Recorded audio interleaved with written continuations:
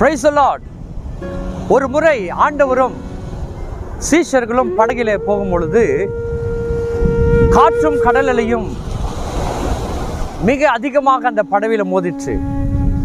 அப்பொழுது இயேசு நித்திரையாயிருந்தார். சீஷர்கள் அநேகர் பயந்தார்கள்.